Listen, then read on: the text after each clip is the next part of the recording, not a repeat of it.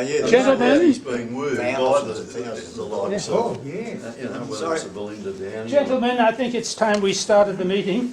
Just before we start, I would like to get your vote and to propose that we make David Mee a vice chairman or vice president. No.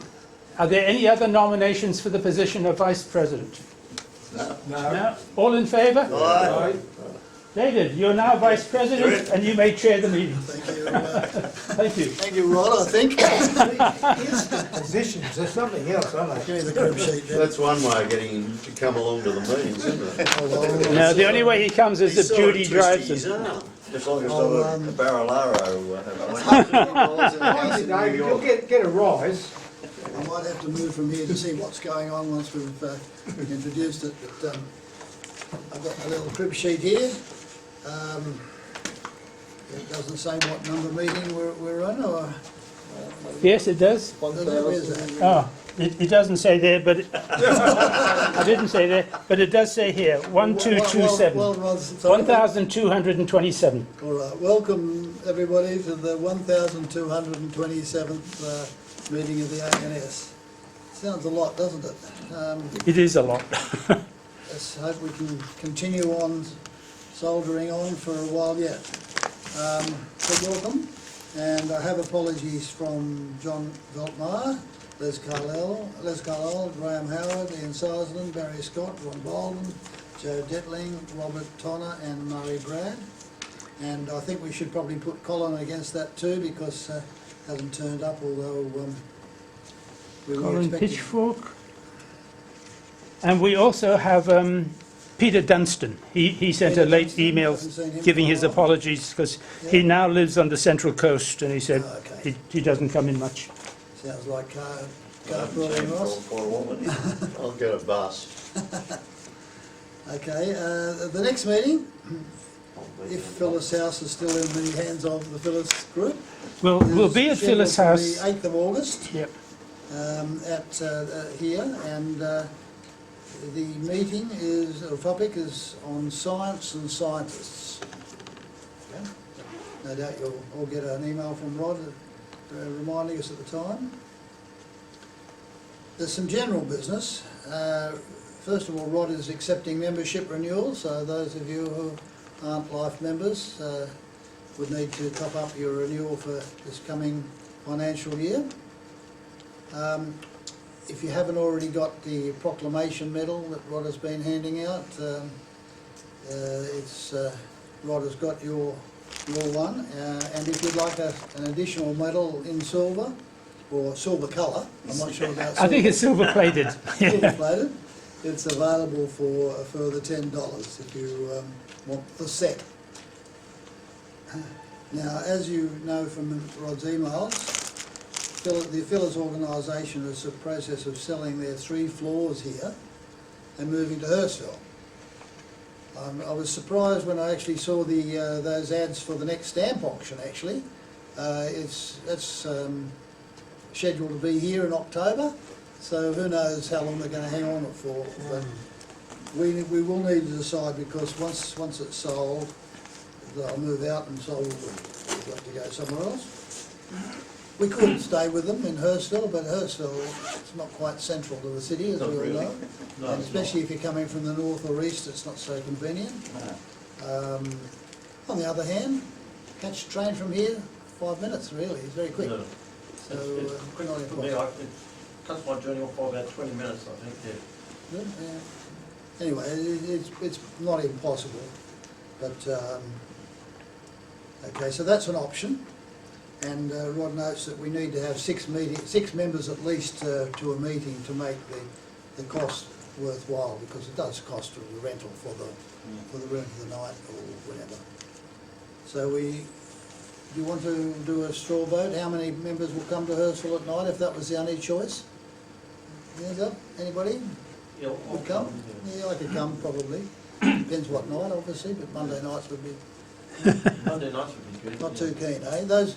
Let me tell you this, there would be easier parking at Hurstville than there would be in the city. Well, the Hurstville complex has 17 car parks. Okay. So if you're driving there parking won't be an issue. But the thing is, it's at night time. The question also would be to change the meeting time, come in the daytime and the weekend or something like that rather than at night time. Well, Sunday would be all right, Monday would be any good for me. Monday morning, well, Monday day would be good. Yeah. Well, these are some of the things to think of. I don't necessarily say we have to make decisions now, but Think deeply. the alternative obviously Yeah. is to find another city venue. And Nobles would seem an ideal situation, but it would impose on them. On the other hand, the Asan group, Ancient Society group, meets, when do they meet? Fridays, isn't it? Anyway, they meet at 6 o'clock Friday, I think it's Friday, and there's no more of us than there are of them. So it's not impossible, but The IBNS. we can't obviously impose so much that we're distracting the staff there from setting up auctions and stuff like that, you know. With this number, we'd be able to sit around the big Yeah, table yeah, that's- inside, that's so how the assembly. that would mean that they don't have to carry chairs in and things like that, which would probably make it a lot Where do easier they for meet? them. Where do they meet? Nobles, isn't it? Nobles. Nobles. Well, they, Well, quite No, the IBNS used to meet there also. Yeah, so if we manage to get to Nobles, it would be probably the most convenient spot for us if we can get there. You know, there could be other things that we don't know about. The other option is, if we can't get the numbers, we could still, Jim would still show us the highlights of the auctions 3 times a year, so we could have three meetings there. The Petersham Coin and Stamp Fair is every 3 months on the 5th Sunday of the month at Petersham Town Hall. And again, even though it's not the venue for a sort of meeting like this, there's nothing to stop us meeting there, having a coffee, and sitting around the table for an hour, having a chat and showing lots. You could do it that way too.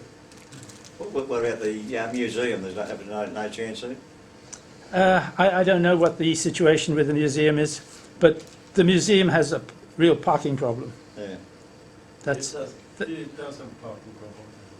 yeah. All right, so that's, they're all the questions on the table for working out what to do if and when this place is sold. Yeah, if anyone knows of any other venues in the city that they can approach to see if they have rooms available and what the cost is, let me know, because, you know, we pay $75 a month for this venue. So we could afford to pay $75 a month Somewhere. to another venue. But again, the parking is a real issue. So wherever you go, you want to make sure you can park close by. Maybe we could all get on a train and have the meeting on the train. Go for a trip somewhere. Yeah, Mystery. well, most of us could mystery get away trip. with that for $2.50, wouldn't we? Go for a drink at the Opera House. Yeah.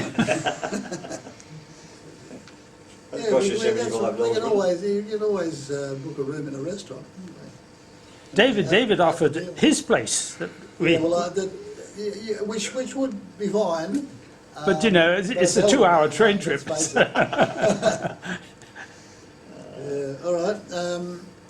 Is there any other business that people, any news that you've found about coins? I noticed Jim's auctions catalogue has been printed and is coming up soon at the end of this month. So yeah, something to look forward to. I must admit I've taken my eye off a little bit from the overseas auctions, but they all seem to be going strong. I did bid once a couple of weeks ago and completely lost it. You know, it's a very valuable coin, but I thought I bid a lot. No chance. So one of the lessons from overseas auctions, if you ever feel like there's something you want to buy there, postal bids are such the old-fashioned way. Never, don't cut it at all. Okay, you can put a bid, pre-bid on all these things. If it's popular, you won't get it. The only way to bid is stay up late, and it's usually like your lot turns out up at 3:30 in the morning or something like that. Bid live, you might get it, but there's often a premium for bidding live against just putting money in. So it's getting harder and harder, and good coins go well. Mm. Our own little auction went quite well as well. I don't know if you saw the results, but we had some keen bidding on a few of the lots. Yeah. Yeah, you did, yeah. I know you got a bit carried away on a couple. Well, I bought a few of the banknotes, but with those banknotes, I mean, the price I paid for them they're worth more, and they're the paper notes, and paper notes in nice condition. They're not easy to find. Yeah. Anyway, look, that's it. Has anybody else got anything they'd like to say? Anything to report on the IBNS, Ross? Their numbers are dwindling too. We only had 6 members there yesterday. Trevor Wilkins back in hospital, and yet I saw him about a month ago, and he seemed to be going great guns. But anyway, they'll see where that takes him to. Good. Have they got any young members? No. No. That's our problem, of course. Not young everybody's enough. I problem, mean, yes, really. you've got a couple of youngies, but I we spoke. really need people in there. Yeah, I spoke to John Veltmeyer this morning, and he sends his regards to everyone. John is waiting to start his chemotherapy in next week or the week after, very soon. He seems quite positive, but you know, we all know he's got a real problem with the cancer, and the fact that it's gone to the bones as well isn't good. I had an email in from Barry Scott. I don't know if you members remember Barry Scott. He's a long-time member who used to be a member of the MCC as well, and he came to the ANS when we used to meet at the Powerhouse Museum, and it was there for a long time. Barry lives in Sutherland, and again he was saying that he thought he had a hernia because he had a minor pain in his stomach. He went to see the doctors, who put him on a scan and what next, and they discovered it wasn't a hernia, it was a cancer in the cecum, which is the joining of the large and small intestines. And Barry was saying that he's seen the oncologist, and the oncologist told him that he has between 6 and 18 months to live. Cool. That's his life expectancy. So he was saying he's now 87. He has trouble moving around anyway, so he won't be seeing us anytime soon, and sends his regards to everyone. So it's another example of us all getting old. It's not for wimps, is it? Yeah. So yeah, so that's the way that is. Yeah. Okay. So tonight's topic is Egypt and Israel. And has anybody brought any material along to show? Frank, yeah. Anybody else? I've got something, but I'm assuming that we're not necessarily talking about the modern countries of Egypt and Israel. The land Everything. obviously are. Egypt and Israel has 2,000 years. We can talk about all of them. I've got a few, but do you want to start, Frank, and show us what they've got? Now, I think you probably do it. I think you brought some in as well, didn't you? And, Wait, Frank is starting, and then you're next. I said he's starting with Egypt and Israel. Yeah.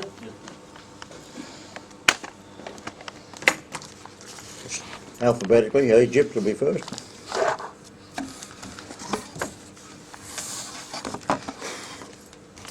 Get this bag open. No good in bank robbery. As you all know, I'm not much of a researcher, so I haven't got a lot of information. By the way, any recent acquisitions you've got to, well, if you like talking about them, it's fine.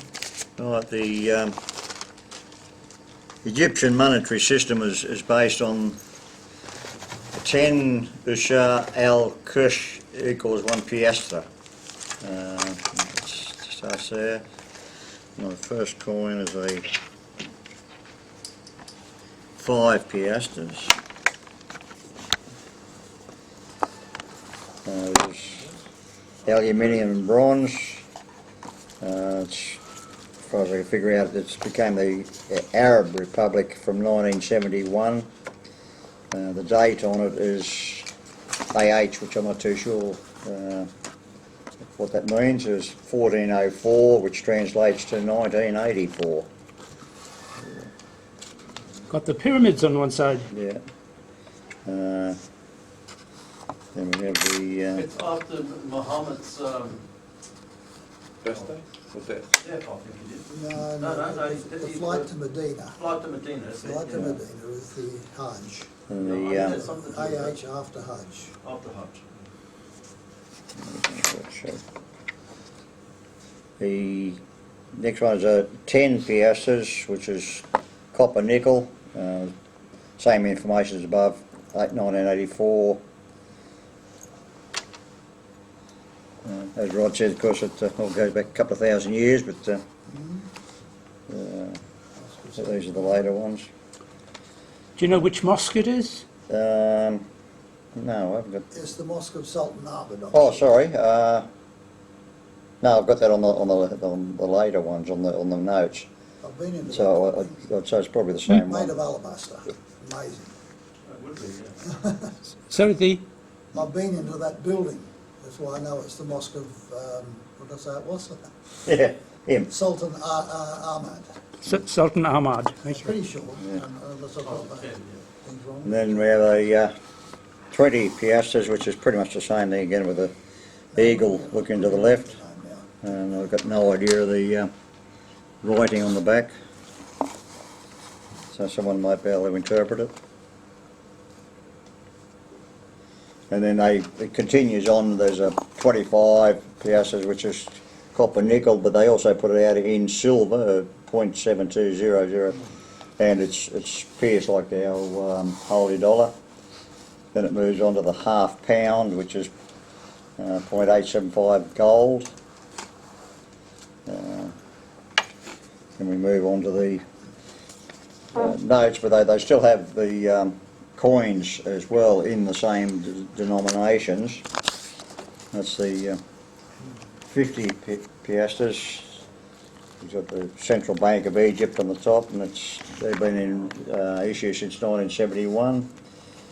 And then on the obverse, there's the Al-Azhar Mosque and minarets, which interprets to the resplendent congregational mosque. Din Allah commissioned it in 970, so whatever that translates to, I don't know. It was the first mosque in Cairo, and since then it's been named, Cairo has been named the city of 1,000 mosques. So if you go there, you've got a lot to do if you want to go through all the mosques. On the reverse is the upper body of Ramses II, Ramesses, yeah. Ramesses II. backed by a vertical ornamental band and collection of lotus flowers, which is rather strange. I thought lotus was more Japanese and what have you, rather than Egyptian. But so, and the sunboat, which is, you can see in the background. And the bottom right-hand corner is a pharaonic cartouche, and on the left is a drawing taken from the facade of a pharaonic temple. And apparently it's almost worthless. It's only worth 27 cents US, according to Mr. Google.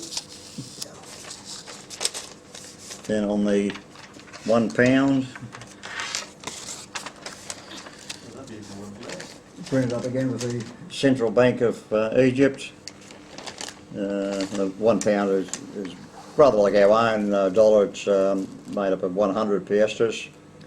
On the obverse of that is the mosque and mausoleum of Qatabay, who was the 18th Burgher Sultan from 872 to 901 AH, or 1468 to 1496 CE.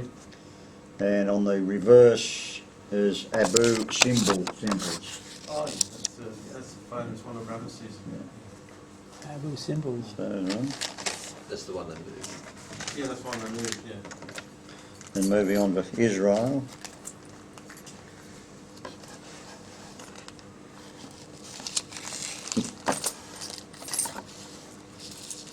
Most of his information was actually taken from a pretty old Krauss catalogue. So I printed off all this dates, but I'm damned if I could interpret them myself. So somebody else might be able to.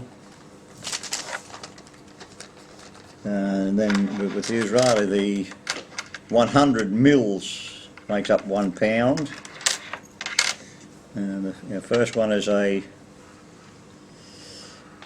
agora, which is aluminium. There's a sheaf of wheat on there, and 100 of those equal 1 lira, so it's similar to the Italian coins.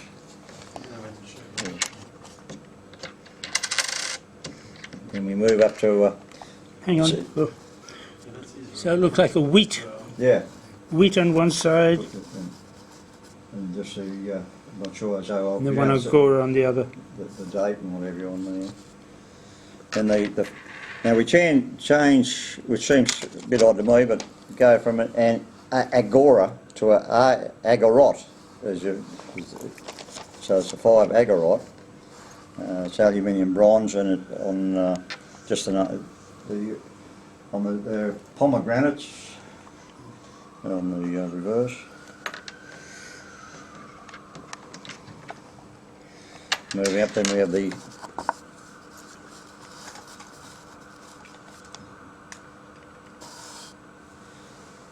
next one was 10 agorot. There's aluminium bronze and date palm on the back. And again, as I presume that's a date there, but I couldn't get it myself. So that's the Israel. Palm tree. Then we move on to a 25 agorot, sorry. Again, aluminium bronze, and that's a 3-string lyre, which musical instrument, much as I could come up with. And then the half lira, which is copper nickel, as the menorah. And of those, it's the only coin up to that size anyhow that has the Israel on it, that you can sort of identify it rather quickly. And that's all I've got on that. Thank you. Well, particularly Israel, I think that is really popular. Did you get them in bulk lots of? Yeah. George, you want to? Your turn, George.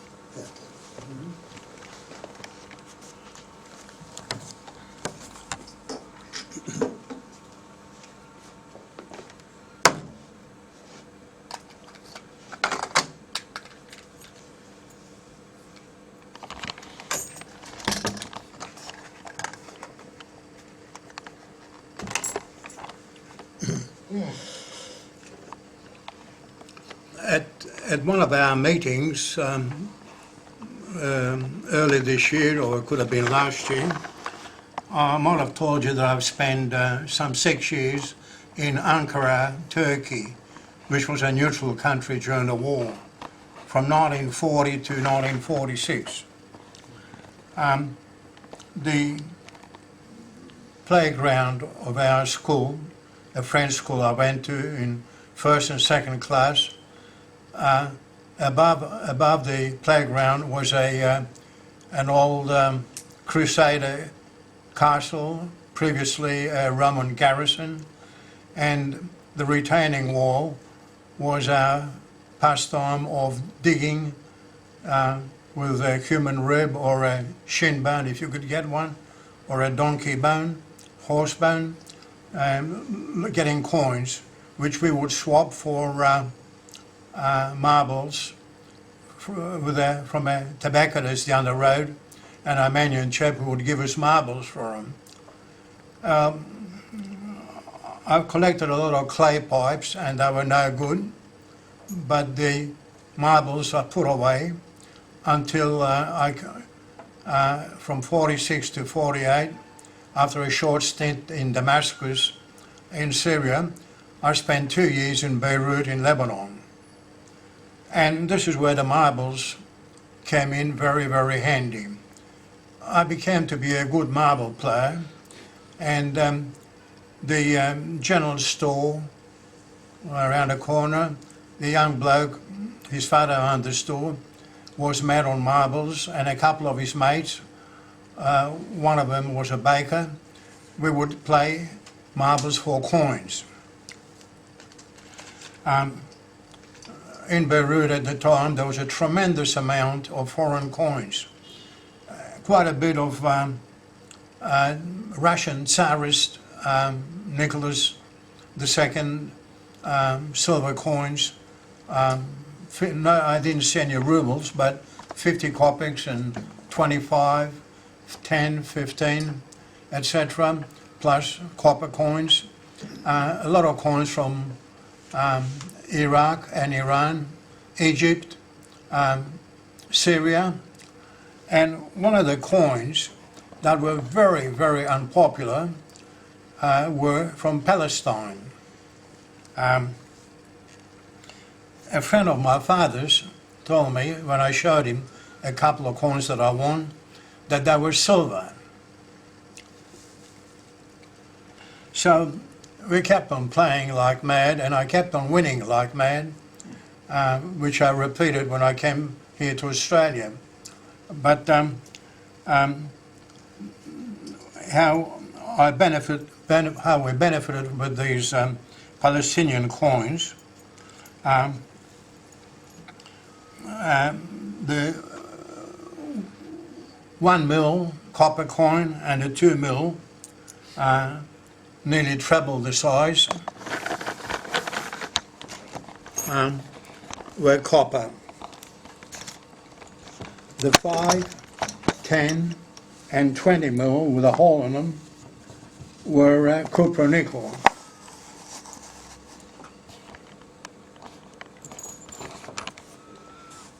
But lo and behold, the 50 mil and the 100 mil coin were only 370% silver, but they were silver. And they were very, very unpopular because Palestine was going to lose its identity. This is 47, 48, already skirmishes, etc. Israelis, European Jews are moving in, and the Palestinians are being pushed to the side, and there was quite a bit of these coins. While in Beirut, I went to a Polish school. There was more Poles and Polish Jews and Hungarian, Ukrainian, Latvian, Lithuanian and Romanians, and there was Lebanese in Lebanon and Lebanese overseas. And there's quite a lot of them in South America, apparently. And being a rock chopper, Roman Catholic, no good being this far away and not going to Palestine to see the birthplace of Jesus Christ, a place called Nazareth, just outside of Jerusalem. And the trips were expensive, a bus tour, and Lebanese money, of which we didn't have too much of. But I had a bag full of these Palestinian coins. So my father went up there and found out how much would the passage would be for two young boys, 10 and 12-year-old. My brother was older than me. And they agreed on 1,750 mil for a short trip to Nazareth. This is your 100 mil coin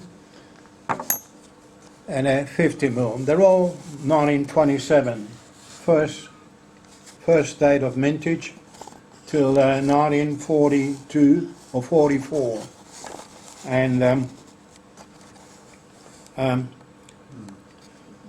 And strangely enough, they're very, very scarce at the moment, and they were all in a pretty low mintage. So we paid the money in 50 and 100 mil coins, and myself and my elder brother, got a trip to Jerusalem. And just outside of Jerusalem, about a couple of kilometres away, was Nazareth, which was nothing at all. Just a few boulders, a little open space, and no plaque, no nothing to show you that Jesus Christ was born there. At our last meeting here, Colin Pitchfork showed some old Jewish coins, shekel, which was a silver coin, and one of the gentlemen, apostles of Jesus Christ, called Judas, betrayed him to Pontius Pilate for 30 pieces of silver, 30 shekels. While playing for these coins, the baker's son, his father had a collection, and somehow or another he had one of these shekel coins from about 30 or 40 BC that I won, of course. And I had it for quite a while until I parted with it at the MCC in the early 70s. And so this is your Star of Israel Palestinian coins. Without delaying too much, I don't know whether you would remember, but I think I mentioned once that I gave King Farouk a coin. Do you remember that at all? No. You don't. We got time for that or not really? Got a few minutes? In Port Said, we were living in a warehouse, thousands of people, monstrous place, waiting for a ship to take us to USA, Argentina, Brazil, Chile, South Africa, a place called Australia or New Zealand. And it was so terrible that Dad raked up his gold and moved us into a hotel. And we were in this majestic hotel with a rotating bandstand and a band in tuxedos playing Glenn Miller and that sort of a thing. And we were living upstairs, and going up the stairs, myself and my brother, we were mad stamp collectors and stacks of Egyptian stamps and coins that we had. We saw King Farouk out there with a European lady, a blonde lady. And I said to my brother that was King Farouk. He said, no, he's too solid, too big. And I said, no, have another look, you know, on the face. And Mum came in and said, yes, it is. And I had this American dollar that my grandmother gave me in 1940 when we escaped from Warsaw, Poland. It was Morgan dollars were from 1878 to 1921, and the peace dollar came out in 1921 till about 28 or so. The 21 peace dollar was a very scarce one. The 1922, 55 million, and the 1921 peace dollar, just over $1 million. So it's known as the scarcest dollar.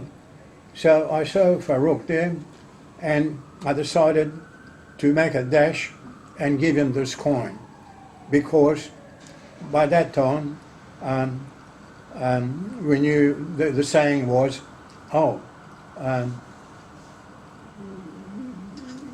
if you want that coin, go and see King Farouk, was the expression in Arabic.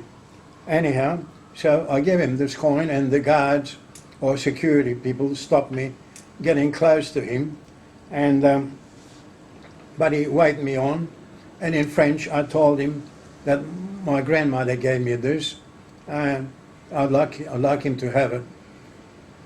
He said thank you very much, and he spoke good French, and he reached into his hip pocket, and he got not a Farouk, but a Fahum gold £1, which was before that 100 piastres. It was just under 22 carat, just a little bit less there than the Australian sovereign, which is 91.67. This one was 90.8 pure gold, and he gave me this gold coin that I still have, and that was my experience. This is, I'm missing one. Oh, here it is. How old was he at this stage? 5 milliamps of King Farouk. He was on the throne from 46 to 52. Before him was King Fawood. This is 2 coins of King Fawood with the effigy facing each other. One is a 1922 and the other one is a 1926. And before the change of the currency, they had gurges, paras and gurges, and this is a 10 gurge Egyptian coin, and a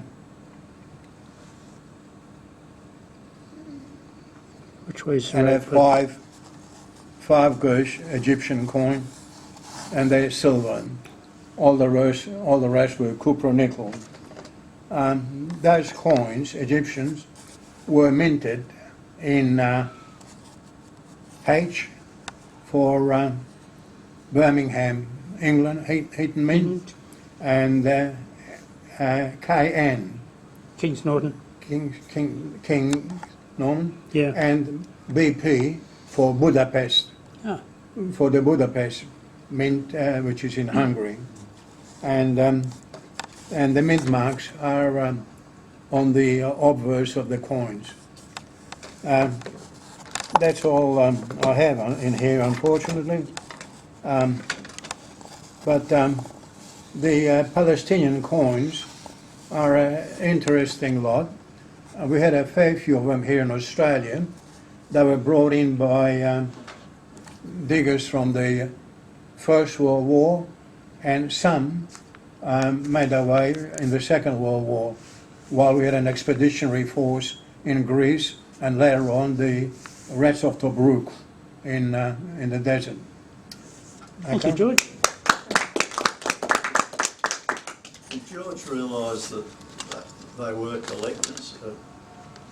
King Farouk and his was either his father. King or Farouk had a big collection. something? Yeah. He was a A really good collector. Was George aware of that when he gave him the coin? George? No, don't worry. You or me? I'll have a go first. Okay. Yeah, You weren't as I sort of alluded to in the, Yeah. when I was talking to you earlier, the state of Israel has only really lived since 1948, and before then it was Palestine, way back, and before then it was sort of Roman and Byzantine, and it's obviously been around for a long time, but changed name. Anyway, I thought, I looked through my collection, I thought, no, I'm going to have to bore you again with Crusader stuff, or Crusader related, because that's what I have from this place. And maybe I'll just start with Israel. All mine are a little bit of plastic, and I'll put them out for a better photograph, but I'll eventually probably put them back again into the plastic for you to have a look. Okay, they're starting to get oriented now.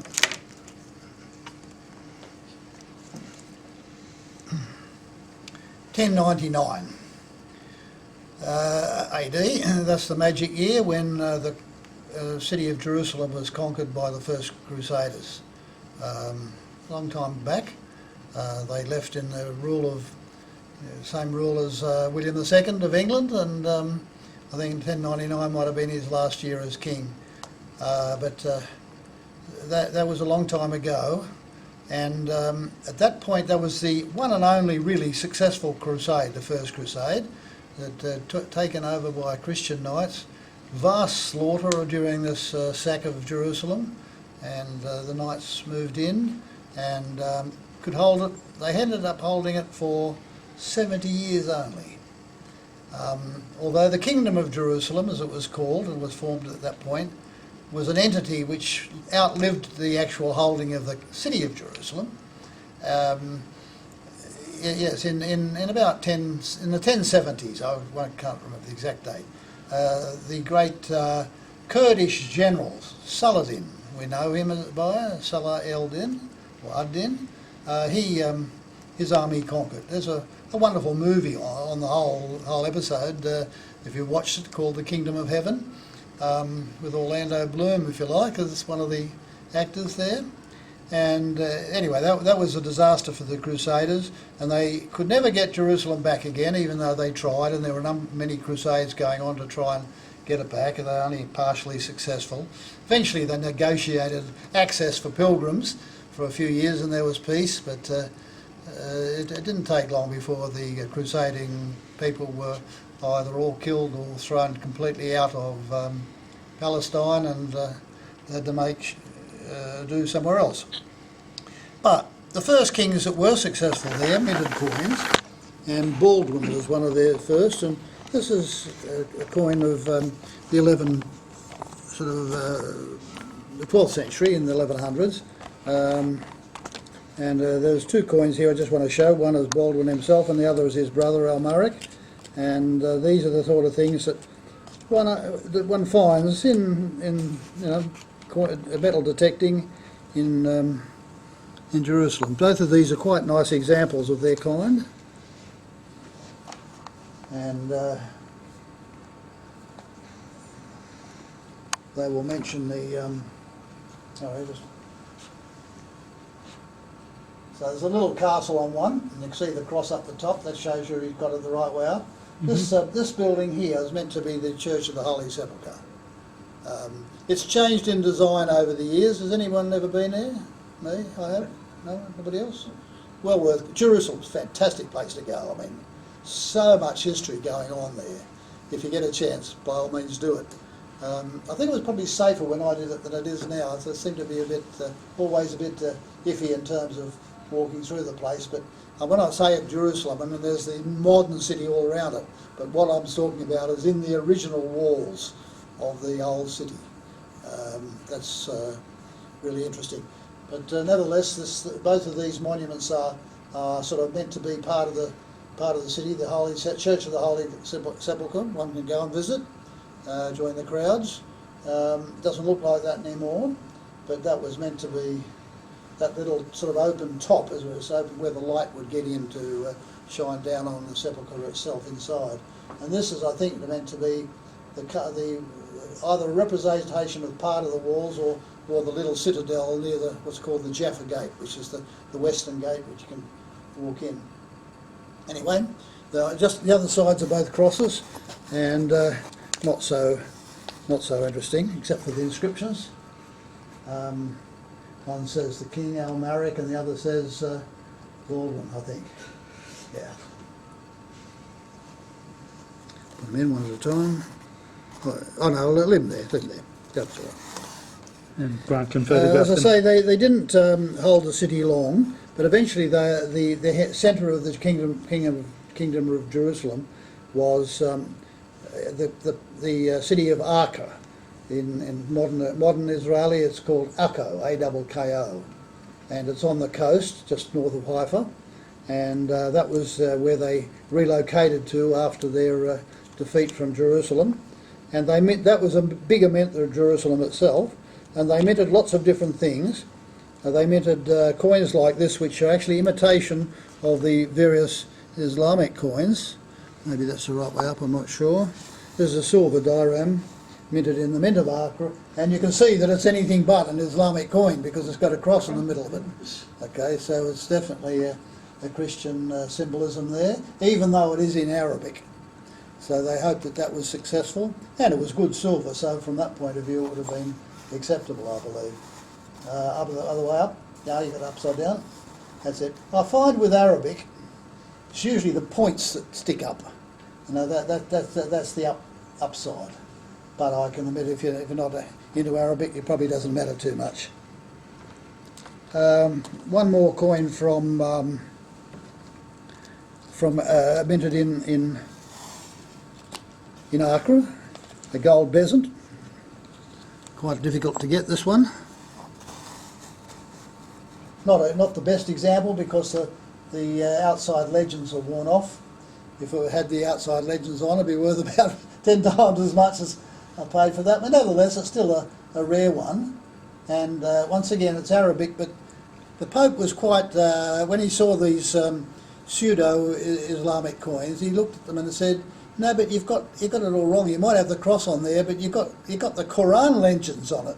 And so he forbade them to make coins like that, and he forced them to make Christian legends, still printed, still in the Arabic language, but so. And this one's got the Christian legends. Now, I've got a translation, but I didn't bring it along. Nevertheless, that's one of them, and that means this coin was after 1251, at which point the Crusades had almost completely collapsed. Okay, all right. So that's Israel. Here's one that's almost Egypt, but part of the Kingdom of Jerusalem, just the same. This quite a scarce one. This one, you may not have seen it before. It's got a portrait of a king wearing a very non-kingly hat.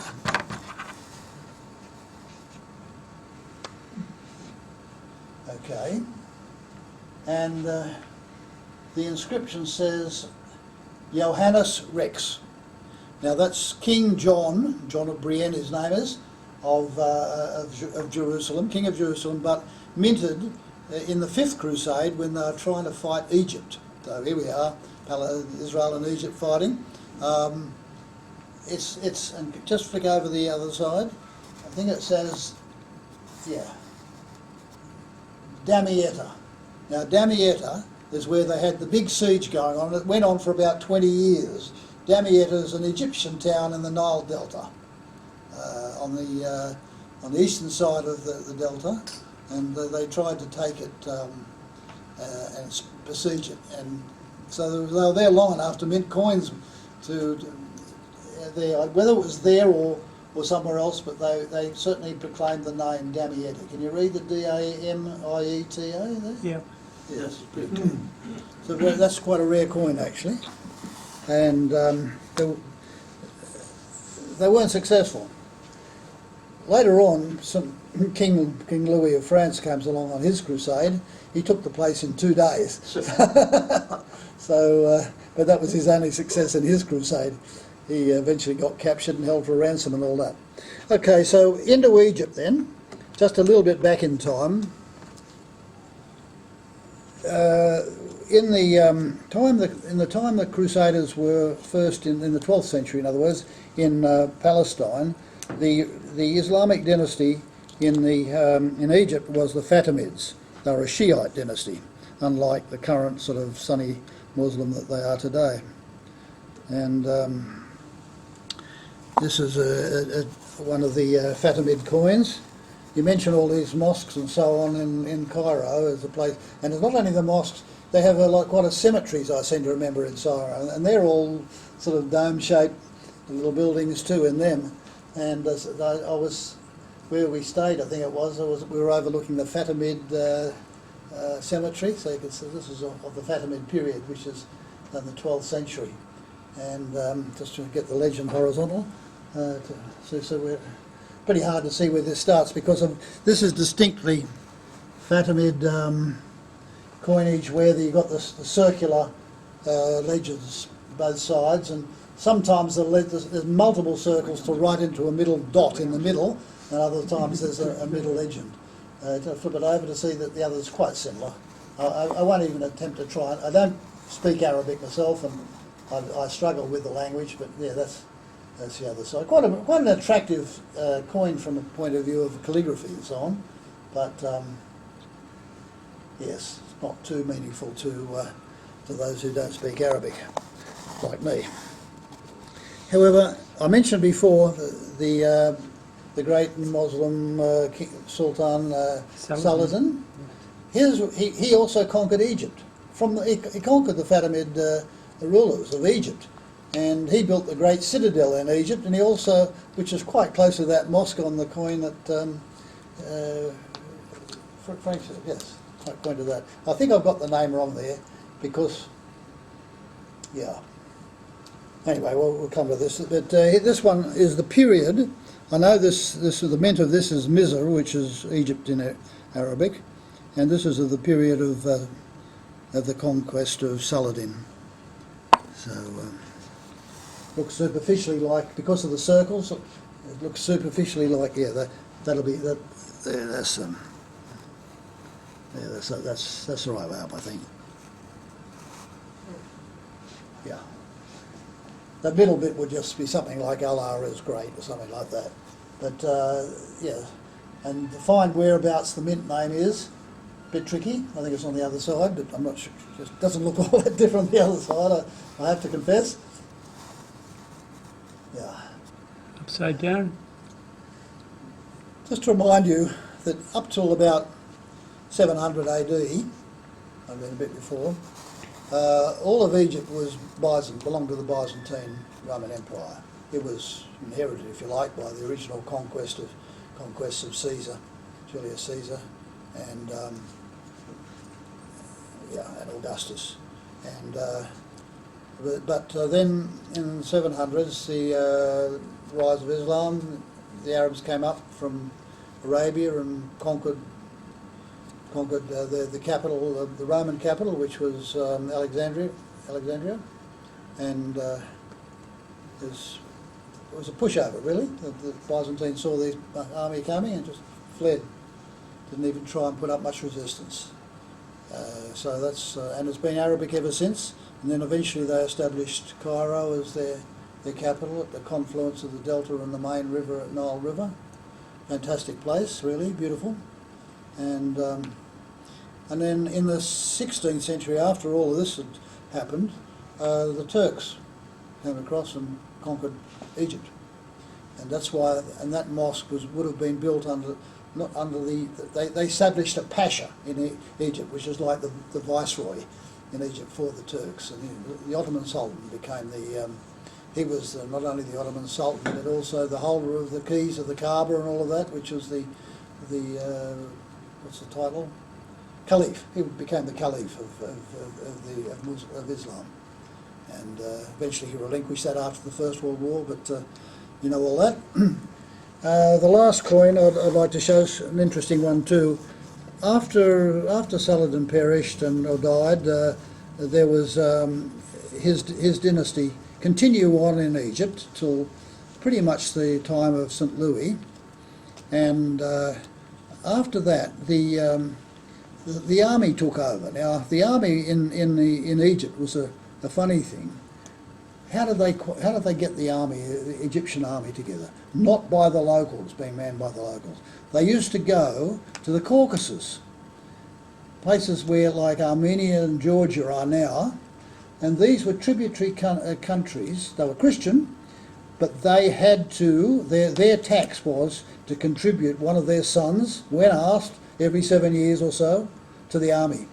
And they were essentially taken as little boys, not too little, about 10, 12, taken to Egypt, brought up strictly as Muslims, so forget about all the Christian stuff that their parents might have told them about, and trained to fight, trained as fighters.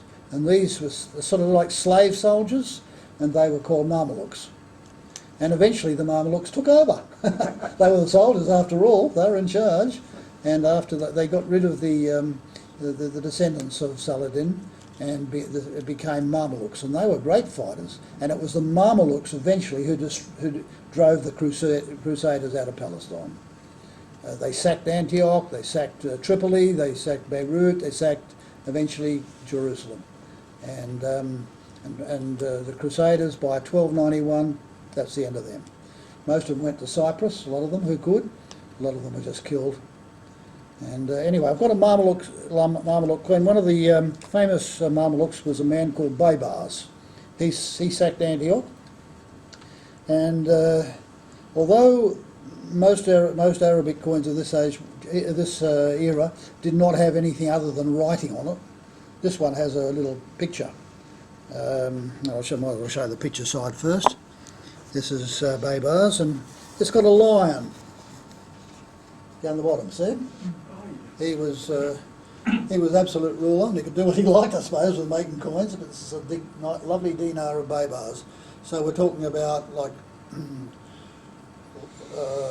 well, he sacked Antioch. His army sacked Antioch in 1266. So that gives you an idea of the sort of period he lived. And the other side, just pure calligraphy, but it's beautiful calligraphy. You've got to admit, it's upside down. That's it. Yeah, I'm very pleased to have that coin. I hardly ever see them. Very hardly, but yeah, Baybars was a significant character in the history of the Crusades and the history of Egypt. And it was the Mamelukes eventually who the Turks defeated in the 16th century. The Mamelukes and then Turks took over Egypt and ruled by a viceroy and Pasha, as he was called. And I know the name of that mosque that we showed there. It's after the 19th century Pasha, just after Napoleon had been kicked out, well not kicked out, but went out of Egypt. And they installed this Pasha there instead. I'm not too sure of what happened in Egypt after Napoleon, how it happened. But the British, I mean, those of you who saw Lawrence of Arabia, remember the Egyptians were dominated by the British at the First World War, right? Australians went to Egypt to prepare for fighting the Turks and prepare for Gallipoli, and how the Egypt at that stage was part of, sort of controlled by the British, I've just forgotten, because there was the French and then the Ottomans presumably moved back again. British wanted to control the canal, didn't they? It's probably all about the canal. From all that period. It was all about the canal, yeah, probably. Yeah. Anyway, that's me, so leave that there. Right, and the last one is me. Yep. I only have a few to show you. And believe it or not, they're bimetallic. I do have other coins besides bimetallics, Come on. but you know, why show you guys what you already have?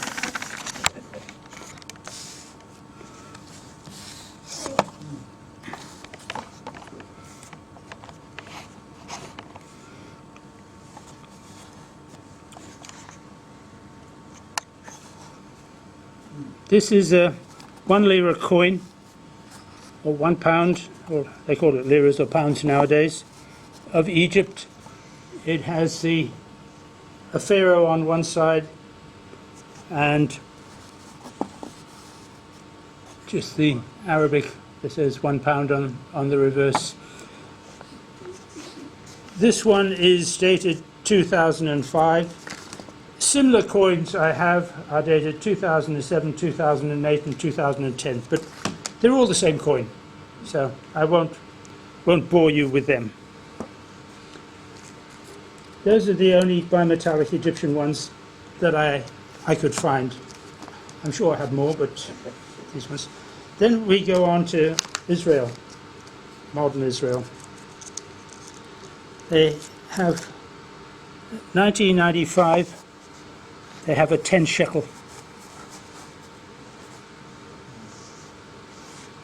And that's the 10 shekel coin. It has the palm tree on the one side, and it has 10 new shekels, or 10 new shekelim on the other side. Also in 1995, they did a special 10 shekel coin for, probably remember this lady. Golda Meir. Yep, Golda Meir, the president of Israel. The reverse is the same. She had 10 shekel coins issued for a couple of years while she was there as the Prime Minister.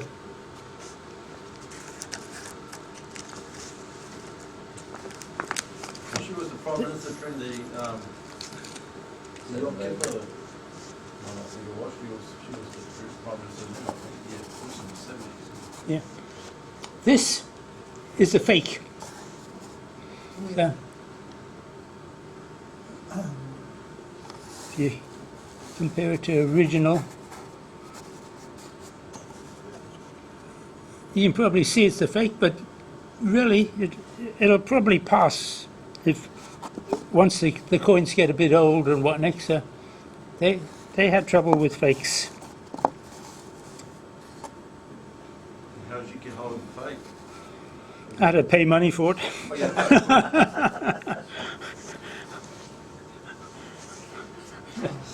Yeah. Later on, in 2010, they continued with the 10 shekels. So again, it's the same format.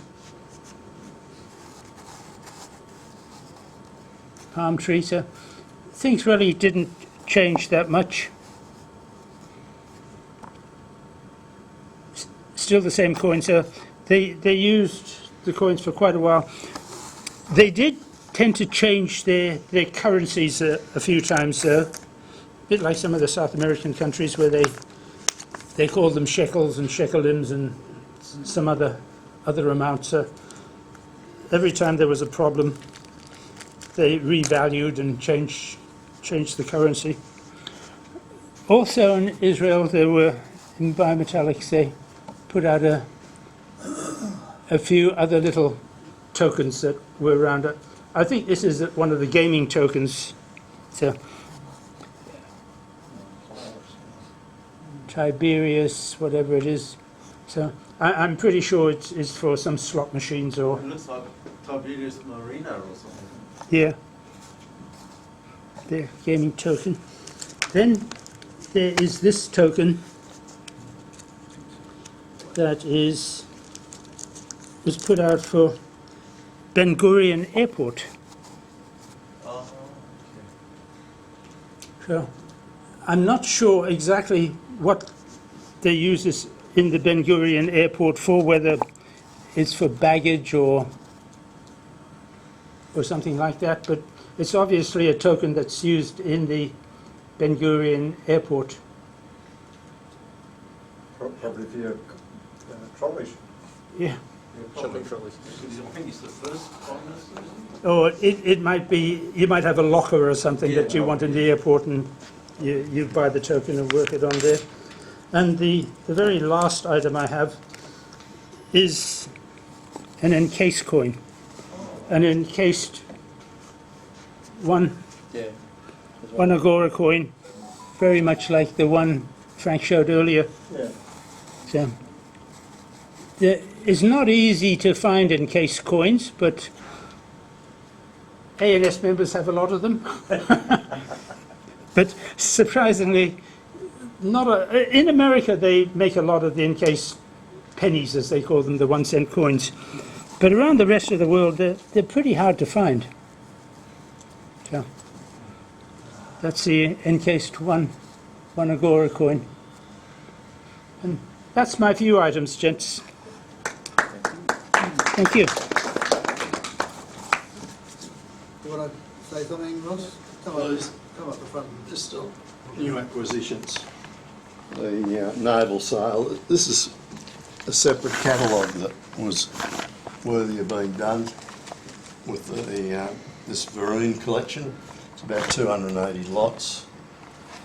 I thought Colin said to me the estimates are about 4 million, but I think that's for the wholesale. possibly, Yeah. possibly the wholesale. But it's a beautiful catalogue, and what they've also done is given the history of some of the All the designers. engravers, yeah. And as I say, it's only part of the sale overall. It's at the end of the month. This is in the middle of it, and it includes the superb Una and the Lion, £5 piece. So this is the next auction? But there is a further catalogue that'll be available from Thursday. I thought I might have been able to get some for tonight, but no, not until Thursday. What I found intriguing was this chap put this collection together over several years from around 2012. So he would have paid some almighty prices for the coins, but one can only still admire them. There's some lovely Gothic crowns, Sure. and the silver coins Everyone can look at. retain a beautiful patina. And they were coins that were sold as a premium from the Royal Mint to collectors. So there are only small numbers of them, but it's a toss-up whether you're really that keen to. They might have been good acquisitions at the time, but you must admit, that just the patina on them is just something phenomenal. So that's the latest Noble edition. Thanks, Ross. Yeah. Okay, well, any more to talk about? No? Well, thank you very much for those who contributed, both as an audience and those who got up and talked. Very interesting night, and I can see there's actually a lot of, the two countries Ross picked there has got more history to them than almost anywhere else in the world. Centres of three major religions, and in virtually the first human civilization that's been in recorded history, that of Egypt. So it's an amazing place, and lots of historical coins from it. We were all here at the conference, and that last talk that Colin gave on the biblical coins would have really done very well tonight. That's right. In fact, I do have a couple of ancient coins of Egypt and Israel. I said to myself, don't bother with those. Colin will be here and he'll tell everyone about it. But as you say, that last month he probably said it all that needed to be said, and so we just count that as part of today's contribution. So look, that's it. With that, I'll close the meeting, and but I hope you can all stay and have some refreshments. Don't be in too late Refreshments are ready. because I won't be getting picked up till 10 o'clock, and I really want my coffee. Thank you all. Well chaired, David.